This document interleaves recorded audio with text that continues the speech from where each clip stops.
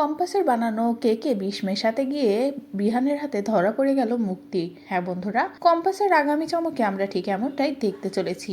সকলের কাছে মুক্তি ধরা পড়ার পরে যখনই ঋতুজা সকলের সামনে মুক্তিকে আরো একটা সুযোগ দেয়, ক্ষমা করে দেয়, তখনই মুক্তি সকলের সামনে ভালো সাজে আর বলে, আমি আর কখনো কারোর ক্ষতি করব না, এবার আমি বদলে যাব, সবকিছু পাল্টে দেব। যে কথা শুনে কেউ কিছুই বলে না, কিন্তু ভিতরে গিয়ে মুক্তি আরো বেশি বাড়াবাড়ি করে অখিলেশের সাথে আর বলে, যে অপমান, যে কষ্ট আমার সহ্য করতে হয়েছে, এবার দেখো আমি কি করি। এদিকে অখিলেশ বলে, না, এই মুহূর্তে কিছু করো না, আরো বেশি ঝামেলায় জড়িয়ে যাবে। কিন্তু মুক্তি কোনো কথাই শোনে না। মুক্তি বলে, আর যা কিছু ঘটেছে তার প্রতিশোধ তো আমি নেবই। এদিকে বিহানের জন্মদিনে তো মেতে উঠেছে সকলে। কম্পাস নিজের হাতে বিহানের জন্য কেক বানাবে সেই তোড়জোড়ই লাগিয়ে দিয়েছে।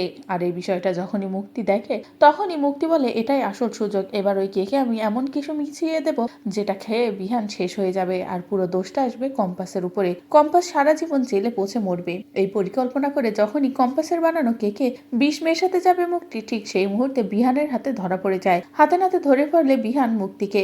এদিকে মুক্তি বিহানের কাছে ধরা পড়ে কিভাবে নিজেকে বাঁচাবে ভেবে পায় না। তো বন্ধুরা, এবার যদি কম্পাসকে ফাঁসানোর জন্য কম্পাসের বানানো কেকে বিষ মেশাতে গিয়ে মুক্তি এভাবেই ধরা পড়ে যায় বিহানের হাতে, তাহলে সেটা দেখতে তোমাদের ঠিক কেমন লাগবে কমেন্ট করে জানাও। পরবর্তী আপডেট পেতে চ্যানেলটি সাবস্ক্রাইব করো।